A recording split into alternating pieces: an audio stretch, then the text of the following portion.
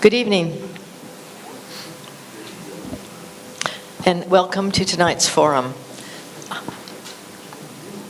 I'm Karen Urbano, President of the Woodland League of Women Voters. You may know that the League was founded in 1920, 6 months before the 19th Amendment was ratified and women won the vote. Formed by suffragists, the League began as a mighty political experiment designed to help women carry out their new responsibilities as voters.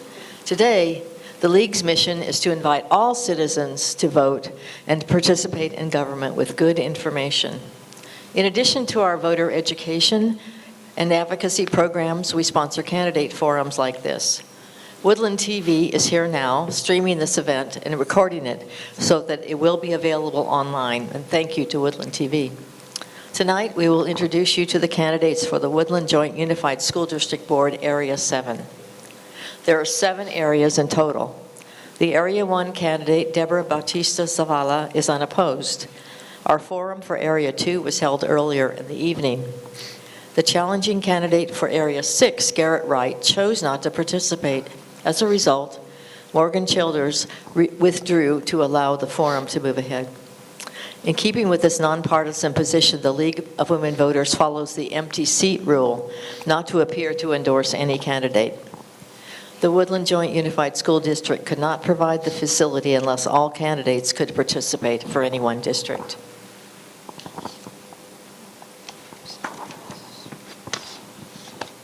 Ramon, next to me, is also a League member. This evening, he's serving as the moderator for the forum. Ramon is a native of Woodland and devotes his free time to serving the local community. On to you. Thank you, Karen. Let's start with the California School Boards Association's description of the role of the school board members. They are locally elected public officials entrusted with serving a community's public schools. Their role is to set the direction for the school district, establish an effective organizational structure, support staff, ensure accountability, and provide community leadership as advocates for students, for the school district, and public schools. You will see a map on the screen here in a minute, which shows District 7, which is Spring Lake, and the rural south of Yolo County. A complete map is available in the Woodland Joint Unified School District website. We're joined tonight by the 2 candidates of Area 7, Rogelio Villagrana, Catherine Sayburn. Rogelio Villagrana, the incumbent, has dedicated himself for decades to increasing the support and opportunities available to youth in our region. He has led initiatives to develop and empower students in our community. He developed the Woodland Youth Action Plan, assisted in updating the district equity policy, advocated successfully to develop community and family engagement specialists, and successfully added a goal on youth engagement to the LCAP plan. His 2 boys have benefited from our public education, and his wife is a high school teacher.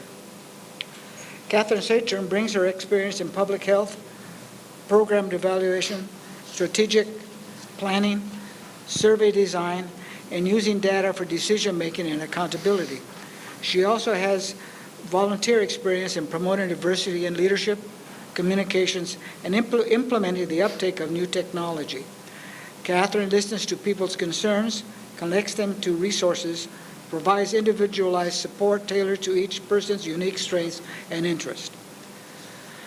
The forum tonight will have the following format. Each candidate will give a 2-minute opening statement.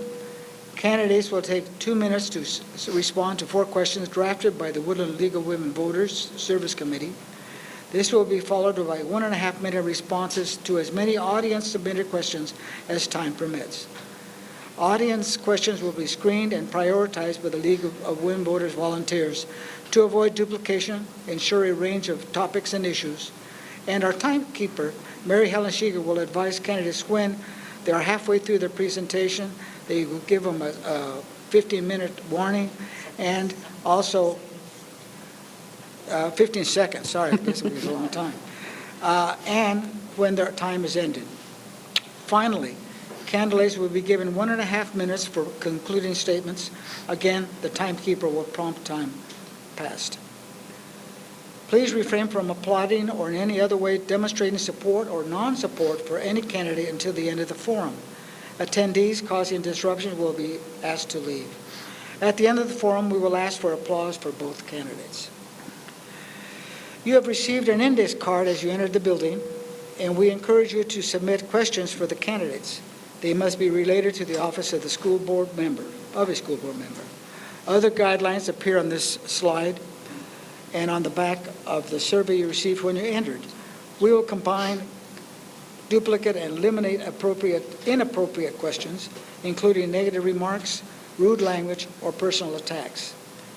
Volunteers will be picking up questions until 7:45. So now to the candidates' opening statements. Mr. Villagrana, you have your opening statement? I'm ready. Please. Go ahead, start. Yeah. Thank you. First of all, I would like to thank everyone for joining us today. I would also like to thank the League of Women Voters and the members for organizing the candidate forum, so thank you very much. I am a second language learner and the first in my family to graduate from high school. I earned both my Bachelor's of Art and my Juris Doctorate from UC Davis. I have made Woodland my home with my wife, Leticia, and my 2 boys. Leticia, a native Woodlander, is a teacher at Pioneer High School. I have lived in Yolo County since 1993, and I have been an advocate in the area of parent and student engagement for more than 25 years. Education is an essential factor for a promising future. I first served on the school board in 2005, and my initial motivation was to increase family engagement. The second time was in 2018, and I saw the need to increase youth voice in the decision-making process. As adult allies say, nothing about them without them. The more positive working relationships I develop, the more effective I become. Because of these relationships, I have been able to bring elected and active community members to leaders to the table to take action for the benefit of our youth. We have made a great deal of progress, and I want to continue to build on this progress. We reallocated resources to early literacy and social and emotional needs. We have hired more para-educators focused on literacy. We have hired more tutors and raised the pay for tutors to be more competitive. We have magnified our efforts to minimize bullying in our districts. We are developing our youth action plan. I did want to clarify, I did not develop it. I took the lead to develop it. I don't want to get credit that I don't deserve. We developed the district-wide facilities assessment using an equity lens. We updated our equity policy as well. We fostered work between youth and police department. We offered a very extensive summer enrichment program. We are working on a district-wide literacy and numeracy plan. And finally, we are developing a plan to implement our graduate profile. And our graduate profile is essential to the success of our young children, students. Thank you. Thank you, Mr. Villagrana. Ms. Saturn, your turn. Hi, everyone. My name is Catherine Saturn, she, her. I have 2 children in a Woodland Joint Unified School District school. I graduated from UC Davis with a Bachelor of Science in Human Development and a Master of Public Health. I've been a tutor, a teacher's assistant, evaluation associate, and now I'm project director of an evaluation capacity building center for local public health programs. I previously worked for the Lieutenant Governor's Office, where I was part of the team that responded to every single email, phone call, letter, and correspondence. I've also served as the chairperson and director of youth programs for a nonprofit organization called Maharlika Cultural Troupe, where we teach Filipino American history, culture, dance, and other workshops. I helped build mentoring programs for the Acorn Mentoring Project, Collective Hustle, and the UC Davis Alumni Association. I'm also on the PTO of my children's school. I do their social media. Initially, I was encouraged by families of the Woodland Parent Nursery School to run for the board because several school board decisions hurt our families. They chose to end our memorandum of understanding and ended a 56-year relationship. So that's the reason why I'm running now, to prioritize communication and transparency so that we can support our parents, families, and community. My main motivation for anything I do is my family. My parents immigrated to the United States from the Philippines to build a better life for their children. My older sister is my first role model and leader in a male-dominated field.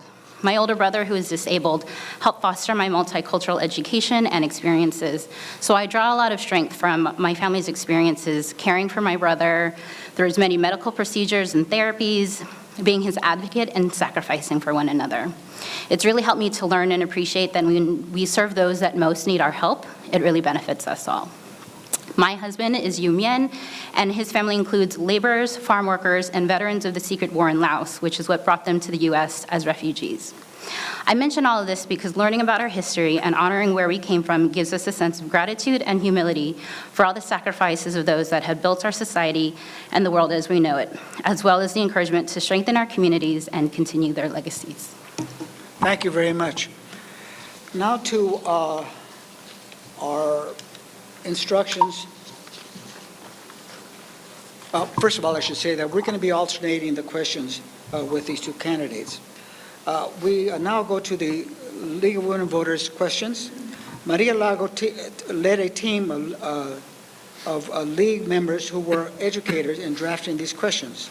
Subsequently, Lorna Carnot, Richard deliberately sorted and prioritized them.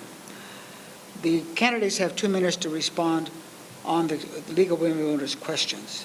So the first question is, please list your top 3 priorities for improvement in the district over the next 4 years. And I believe that question should go to Catherine.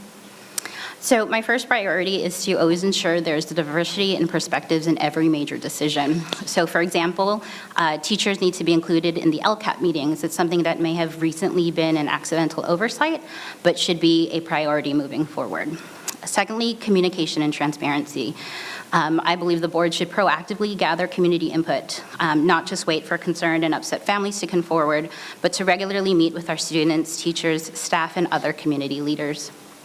And instead of relying on our community to attend our long board meetings or read through technical reports and meeting notes, we can better disseminate and share information in our community. It's actually one of the major focus areas in my professional and volunteer work where we democratize data. Basically, we put the data in the hands of the community because it's the community's data after all. So it should be in the community's hands, not stuck in a report on a shelf. Or online, I guess, in our case. As president of the Woodland Parent Nursery School, I always sent out meeting highlights after every meeting and made myself available for in-person and phone discussions. And ultimately, my priority is to amplify the community's concerns. I really don't have plans of my own because the community has already shared so many of their ideas and concerns with me. I plan to be a voice for the community.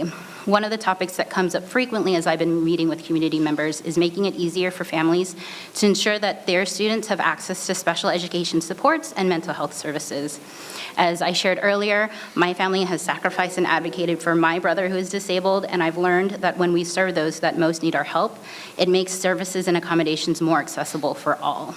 Inclusion of our students and families that are neurodivergent and people with disabilities is a social justice issue. Rogelio? Thank you. After safety, which I will address in a separate question, these are my top 3 priorities. My first priority is to support the implementation of the 4 district goals, and I shorten them. 1, implement the graduate profile in order to be college and career ready. 2, social, emotional, and academic needs will be met through quality first instruction and enrichment. 3, accelerate academic achievement and English proficiency of English learners. And 4, provide meaningful engagement and leadership opportunities for youth. We need to stay committed to meet the state average A through G completion. We need to increase annual student scores and mitigate the learning loss that has happened because of COVID and other life circumstances. And we need to improve K-3 literacy. To that end, we have hired more tutors and built strong relationships with UC Davis and other partners in the community. My second priority is to increase the number of supports and opportunities for our youth, develop meaningful leadership and engagement strategies, develop a youth action plan, create opportunities to develop their skills and abilities in the community, create systems to incorporate youth voice. I successfully advocated for the incorporation of youth voice into the development of the school safety plans, as well as the development of the school site plans. Each school now also has a student advisory group to the principal. My third priority is expanding meaningful family engagement opportunities, develop family trainings in consultation with the families, deliver college knowledge sessions, developing positive relationships with their children. I successfully advocated for the development and implementation of the community and family engagement specialist. They are key to elevating the engagement of our families that we serve. They serve as liaisons between the school and the families. The higher the family engagement is, the higher our engagement will be. And as a district, we need to prioritize these. The more engagement there is of our young people, the more their academics go up and the more the negative things go down, and same correlation between family engagement and district. Thank you. Thank you. The second question we have, who should be responsible for making decisions about curriculum and instruction, and what should the school board's role be in establishing best practices? Mr. Villagrana. Thank you. Ultimately, the board is responsible for making the final decision. In order for the school board to make the best decision possible, it needs to take into consideration the input from the community. When determining what curriculum to adapt, we absolutely need to hear from the teachers who will develop the lesson plans, which will bring the curriculum to life.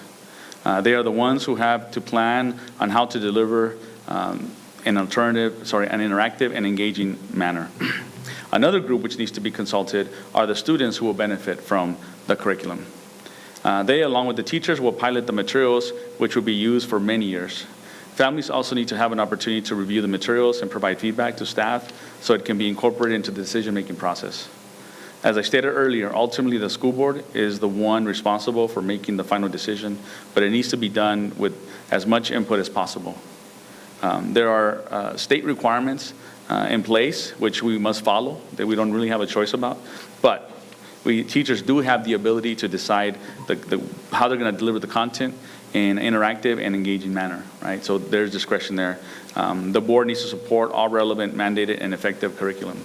So we have a process in place in our district to be able to engage the community, surveying young people when they are using the new material and get their voice. Even doing focus group is we're going to be leaning in that direction. And again, the materials go out in front for the families to be able to get feedback, sending surveys home as well for the families to get feedback.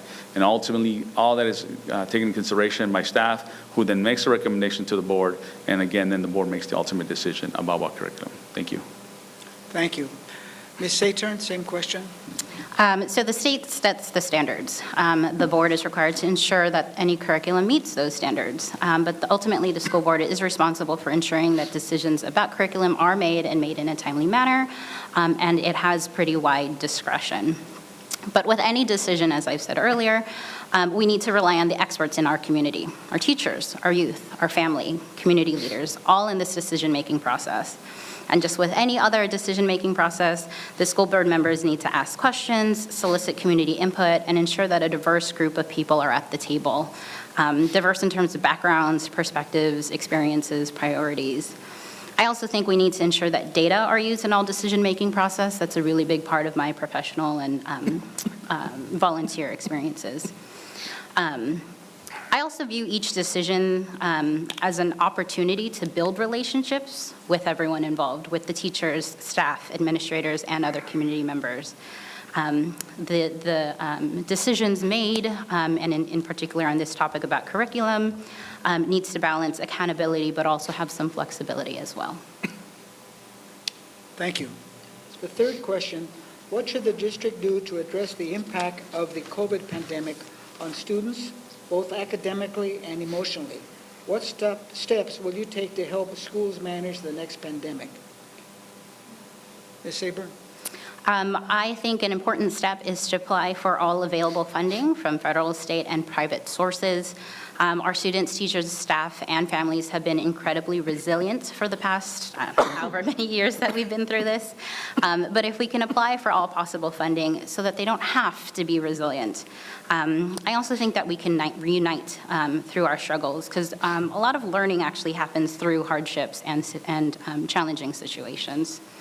And then throughout all of this time, and also in future times of crisis or uncertainty, I think in a lot of ways the best thing that we all can do is to help make our students and families find or reaffirm their joy of learning, joy of making friends and being with friends, the joy of exploring their interests in schools and extracurriculars, that we should choose kindness to show ourselves and others a little bit of grace, a little extra grace and patience, give others the benefit of the doubt. We're just doing the best we can with the information and resources we have at the moment, and to ultimately take care of one another.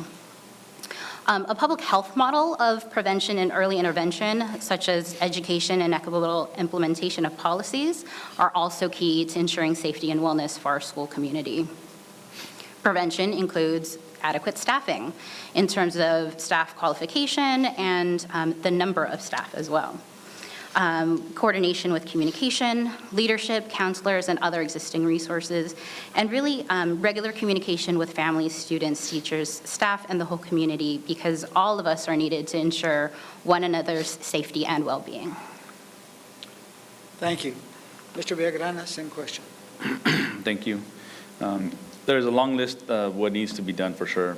Each child was impacted in a unique way, and in order to be more effective, the responses also need to be diverse.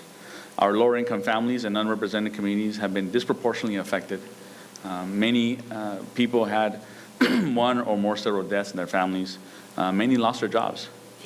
Ideally, each child would be individually assessed, and an individual academic plan would be developed for each of them. Unfortunately, we do not have the staff and the research to make that a reality. But we did hire, like I said earlier, tutors and more paraeducators to address this learning loss.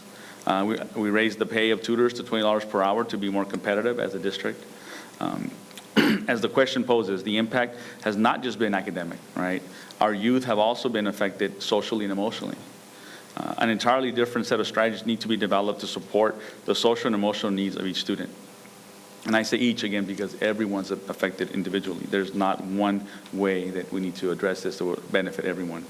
I will continue to support the staff development strategies to address both of these needs, as well as to continue to make suggestions and advocate for changes when needed.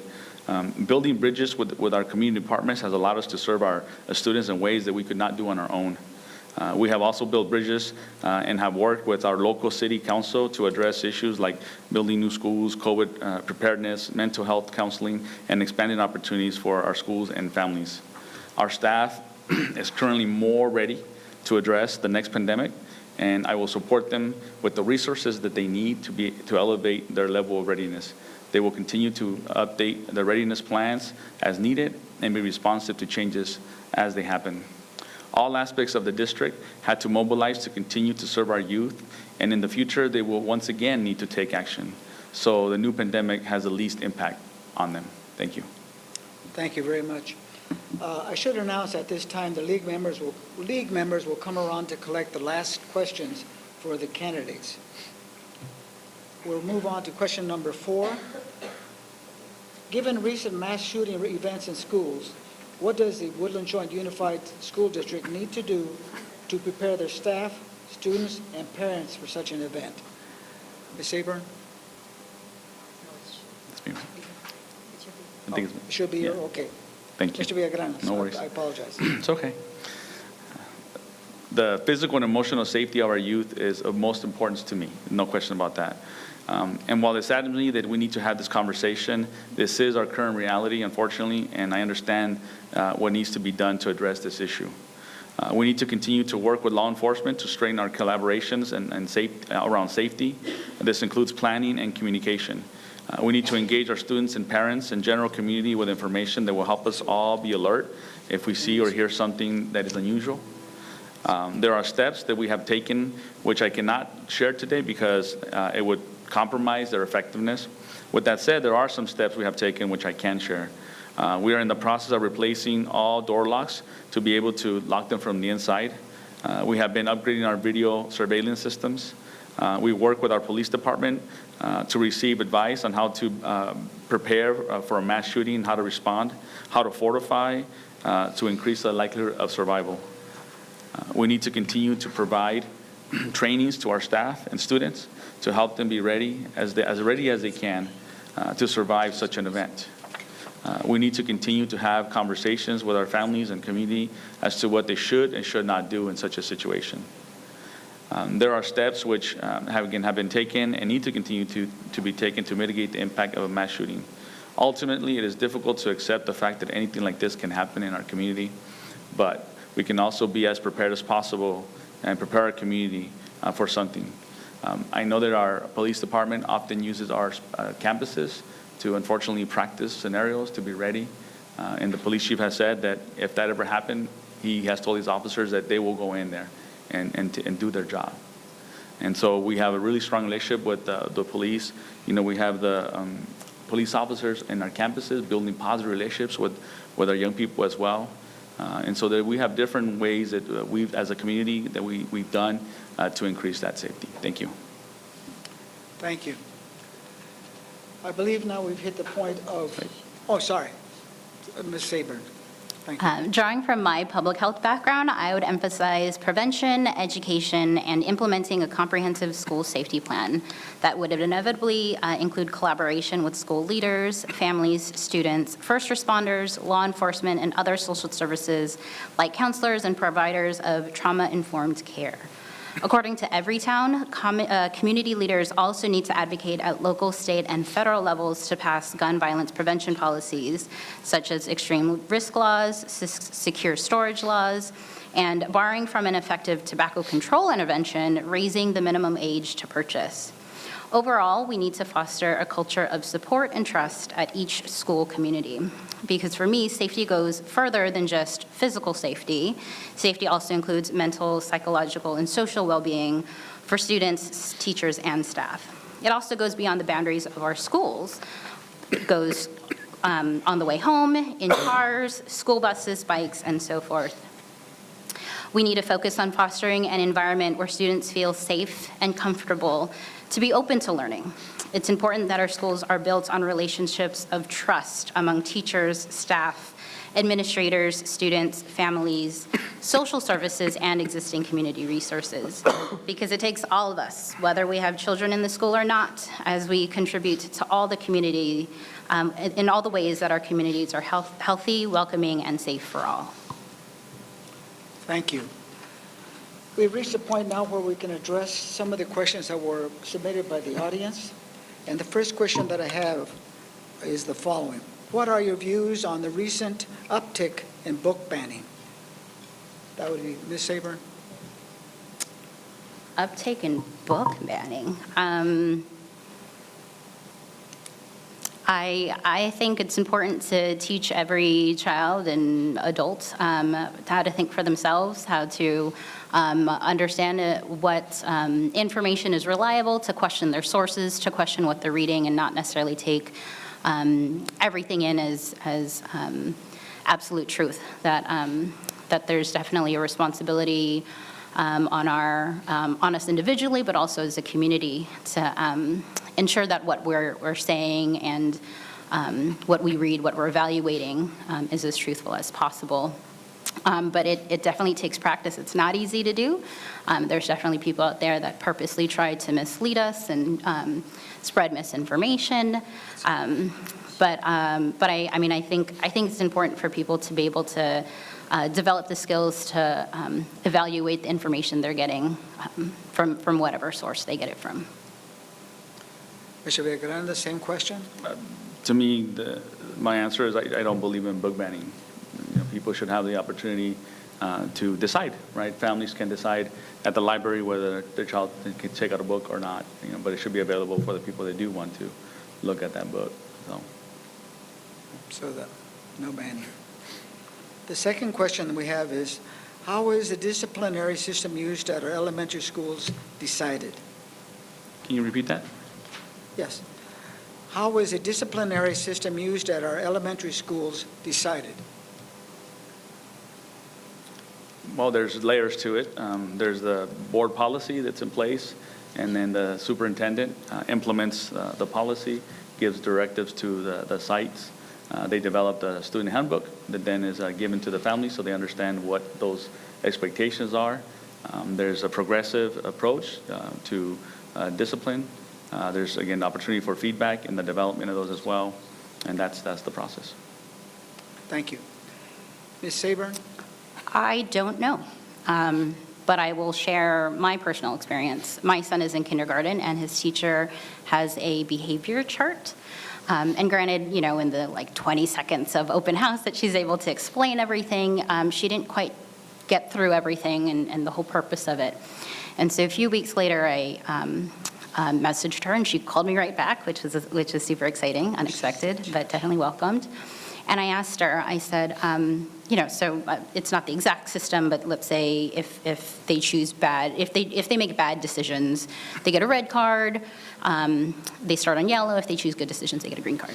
And if they get a red card at back to school night, she said they get a timeout, and it just didn't sound right. Or she said, or they get recess taken away. And so that's why I reached out, and I said, so if the child's hungry or just needs to run around or needs some fresh air, you're going to take away the thing that's going to find that child balance. You're going to take away the thing that they need to be ready to learn. And so she further explained that no, that's not the case, that doesn't happen very often, that it's more a discussion that happens, that there's some sort of way for them to make up for whatever was done. So like if he wrote on the table, then he might spend the time to clean that up. And that it really wasn't a matter of timeout in the way that I thought of it, but in a way to have a discussion with him. Thank you.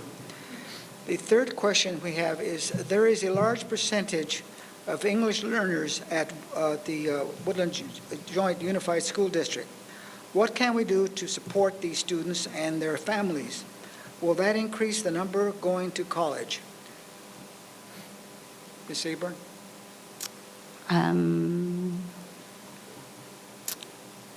I think there was a lot of discussion around literacy tonight, and so definitely would echo those same sentiments.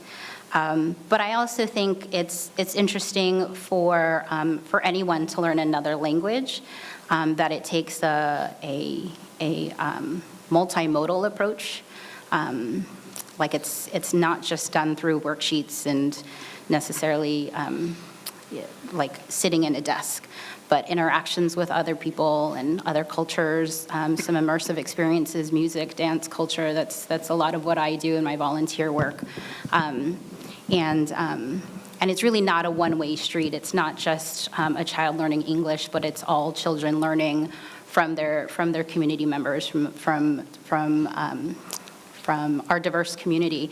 One of the things I especially remember from going to school is when other kids' parents would come in and share some of their culture. Like we didn't get a lesson on Hanukkah, but one of the moms would come in and bring gold coins and dreidels for all of us, and that was always really fun to learn about other cultures and be able to be exposed to more than just like letters on a page, but what that looks like in life. We have Mr. Villagrana, sorry. Sure, I'll get up for this one. Sitting down too long. My back's starting to hurt. There's actually a lot of things that have been done. We have a English Learner Master Plan that spells out all the resources that are available in our district. There's family education that's been done in our community that needs to continue to be done. There's intentional communication between the families, the teachers. There's teams that come together to support the student in the school. There's an assessment that's done as well. We have a policy in place in Woodland Joint that if a young person joins Woodland Joint within 4 years, they need to be reclassified. We have a reclassification ceremony where we celebrate our English learners and our biliteracy students as well. Recently, I started working with high school students to investigate. They're doing youth action participatory research to identify some of the barriers to going to college. And they identified actually the knowledge or lack thereof of financial aid. And just not knowing about the resources that exist, and just they don't feel like they can go to college because they can't afford it. And so they're coming up with strategies to be able to overcome that. And so communicating with the students, motivating them, encouraging them as well, with the families as well, working with the teachers to also help the teachers understand that an English learner can go to college regardless of where they're at. There's many avenues. I know that a lot of our teachers do know that and work with them, but the more teachers that know that, the more young people will be able to reach over time. Thank you. The fourth question that we have is attendance boundaries. With regards to the planned process of redrawing attendance boundaries and considering that not all families have the ability to drive their kids to school, what would you say is an acceptable distance for a child to walk or bike to their home school? Mr. Villagrana. Thank you. This question actually was asked in a different way, at a different forum. So what would be the ideal distance? And, when I was at elementary school age, I lived right across the street from my elementary school. So to me, that's the ideal, right?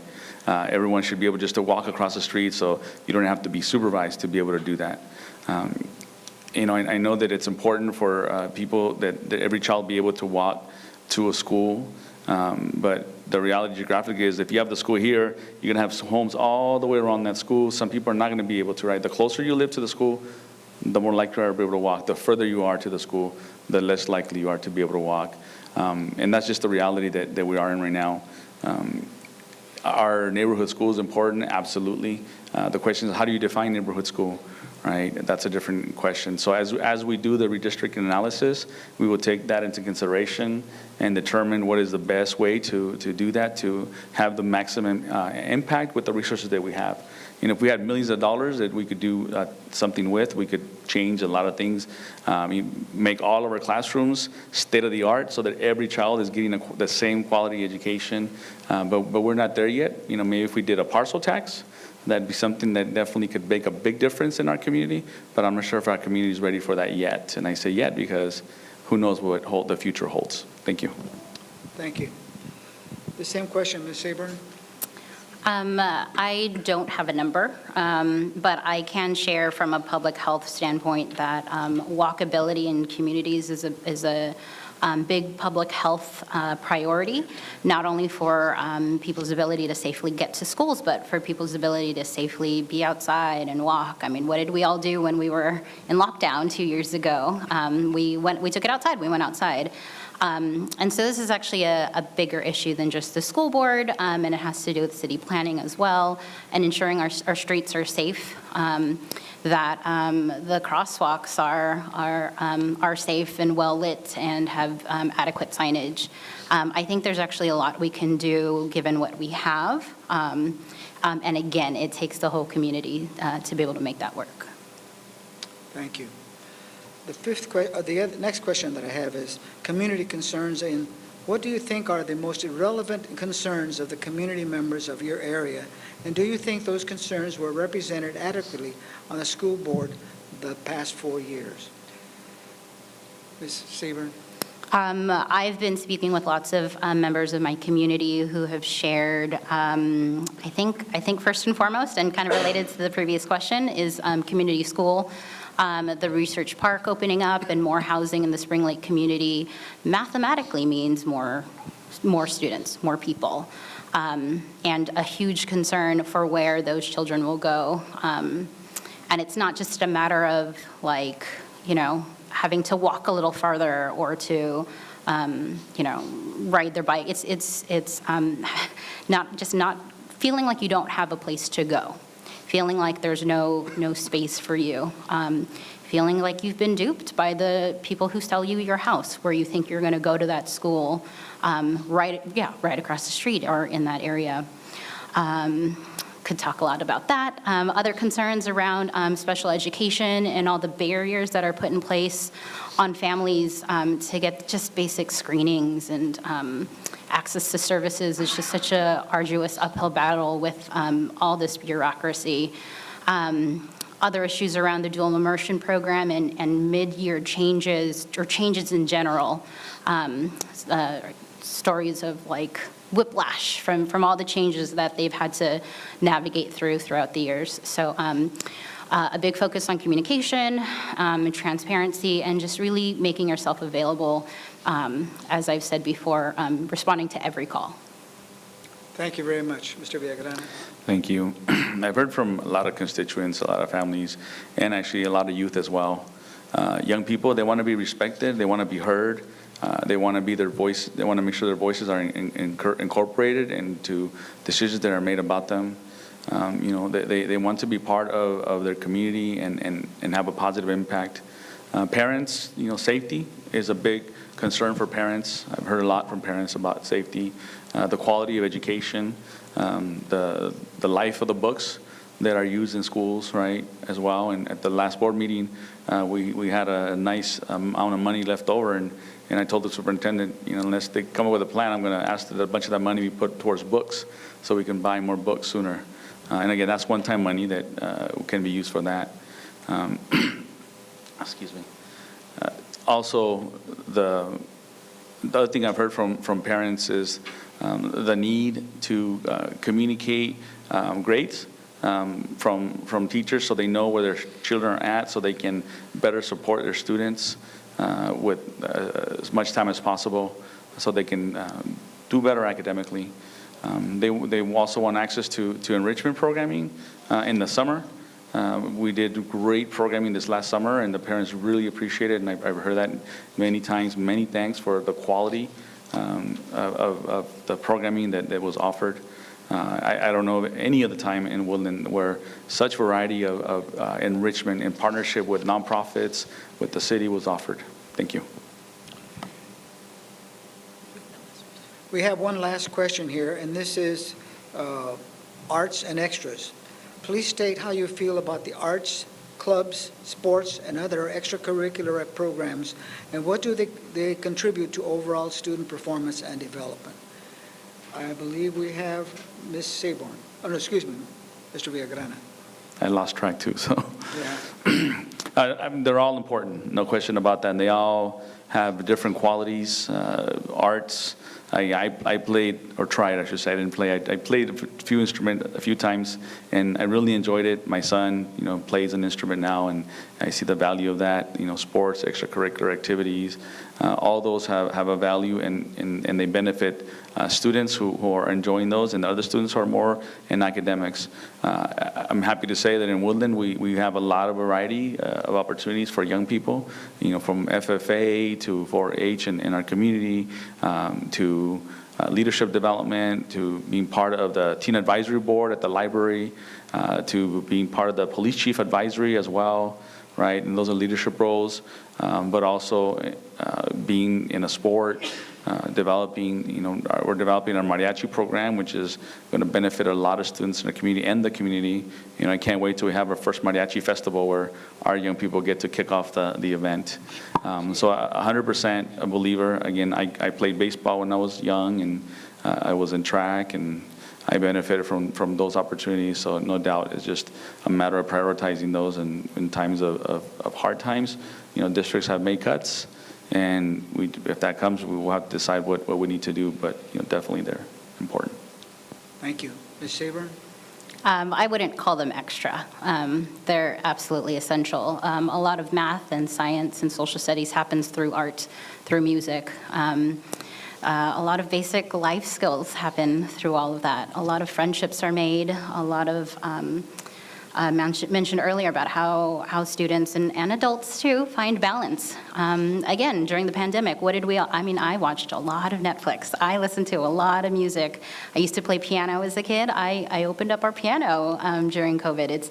It's sort of what you go to find your balance, to find a way to relax yourself, relax your mind, to be open to learning. It is math, it is science, it is social studies, it is all the basics that you need wrapped up into a fun package. And all the times that you mess up and you keep trying, all the times that you make a mistake and it turns out beautiful anyways, all of that learning is important, and is a way for each child, each student, and again, parents too, to find their place, to find their community, to find their home. So it's not extra. Thank you very much. We now have reached the candidates' closing statements. The first should be Ms. Saborn, your closing statement. Thank you to the League of Women Voters and all that are here today and watching online.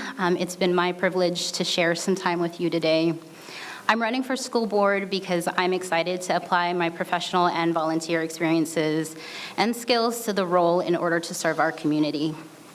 I will amplify voices of our families, students, teachers, and staff, and be a listening ear for our community to share their concerns and ideas. In all major decisions, I will solicit feedback from our community and those affected by the decisions I will make as a board member. I will be responsible to district families. I plan to uplift the community's priorities, our families, students, teachers, and staff, rather than push any agenda of my own, because I'm not on the board for myself, but for the community. I've been very humbled and welcomed, to have been welcomed into my communities, my neighbors' homes, and to be trusted to listen to their concerns. Some neighbors have characterized me as someone that can help unify the old and new Woodland, acknowledging that the two segments want and need very different things. I bring new perspectives to the board in terms of my personal and professional background. I'm not afraid to ask questions, apologize when I've made a mistake, or admit when I need help or don't know the answer. And these are some of the reasons why I'm being endorsed by the Teachers Union, the Woodland Education Association. I've learned a lot from this experience just running these past few weeks. And I also look forward to connecting with more of our community as this journey continues. Thank you for your time. Thank you. Mr. Villagrana? Thank you. Once again, thank you for joining us tonight. I take great joy in serving our community. As a trustee, I am able to bring to bear all my strengths, my talents, and my abilities in everything that I do. My ultimate goal is to increase the number of supports and opportunities for our youth so they can grow up to be healthy, and successful adults, however they define success. Both times I have ran for the board, I have worked tirelessly to serve our community.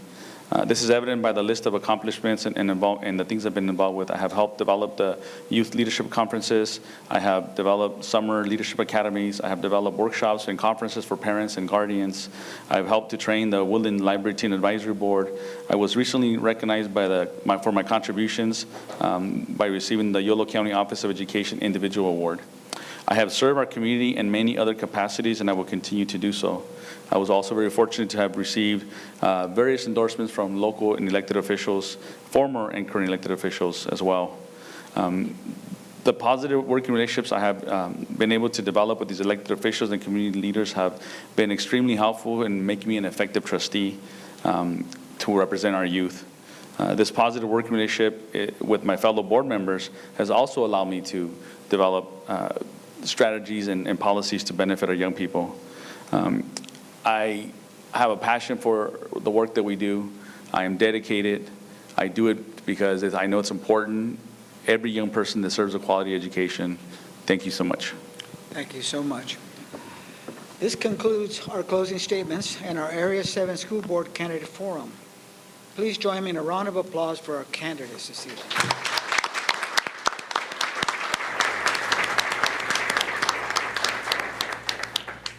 But before you go, I'd like to tell you about the Voter's Edge, an unbiased voting resource created to facilitate your voting decisions with impartial information.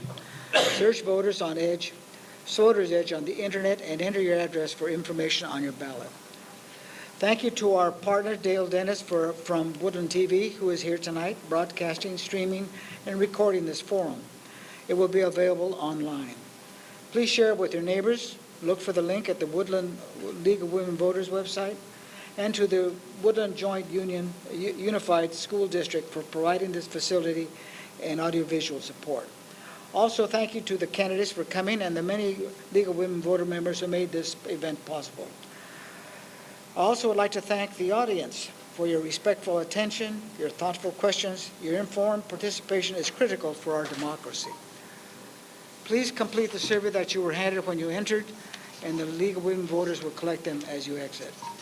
Thank you to our audience here in Woodland and those online tonight. Have a good evening and be safe. Thank you.